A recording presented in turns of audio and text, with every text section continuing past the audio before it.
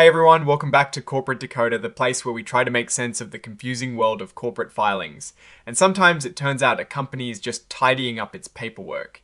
Today we are looking at Rayonier Incorporated and its limited partnership Rayonier LP. They are filing a Form 8K, and it's not for a big new deal or a management shake.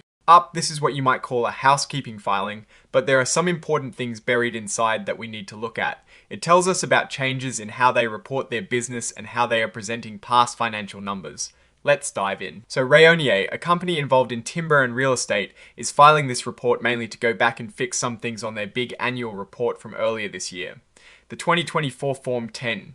Think of it like finding a typo in a book after it's already printed and needing to issue a correction. The main reason for this update is a major sale they completed back on the 30th of June.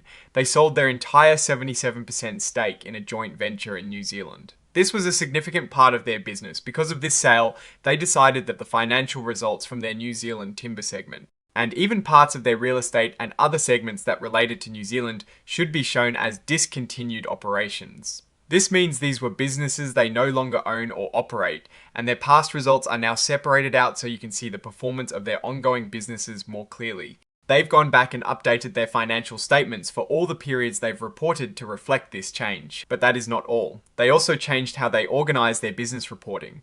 Starting from the third quarter of 2025, they have reorganized their business segments. The trading segment is no longer considered a separate, reportable segment. Instead, the log trading activities that used to be in that segment are now being reported under the geographical areas where they happen. So, log trading in the southern part of the US is now part of the Southern Timber segment, and log trading in the Pacific Northwest is now part of the Pacific Northwest Timber segment. This is all about making sure their internal reporting matches how management actually runs the company. This is a common thing companies do as their structure evolves. So what exactly are they recasting or redoing in their old report? It's quite a list. They are updating the sections that describe their overall business, the risks they face, details about their properties, their management's discussion about financial conditions and results of operations, their market risk disclosures, the full financial statements themselves, and even the exhibits filed with the report. Essentially, they are going back and making sure all these interconnected parts of their annual report reflect the New Zealand sale and the segment realignments. It's important to understand that this Form 8K is not an amendment or a full restatement of their 2024 Form 10. They are only providing the recast information to be read alongside their original report. They are not updating anything that happened after they originally filed the 2024 Form 10.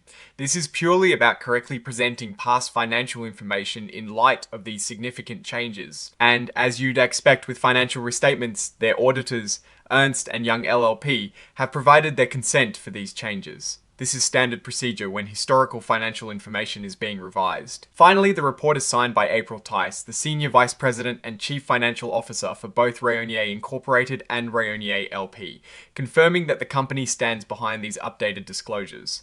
Now, what does this all mean for investors and for understanding Rayonier? The core story here is about clarity and proper reporting. By classifying the New Zealand operations as discontinued, Rayonier is making it easier for people to see the performance of its continuing focused timber and real estate business. This is good accounting practice and helps remove noise from the financials. The segment realignment also seems like a sensible move to align reporting with management's operational structure. However, the sale of the New Zealand joint venture itself is a significant strategic shift. It shows the company is actively managing its portfolio, deciding to exit or divest certain assets. For investors, it means focusing on the domestic market performance.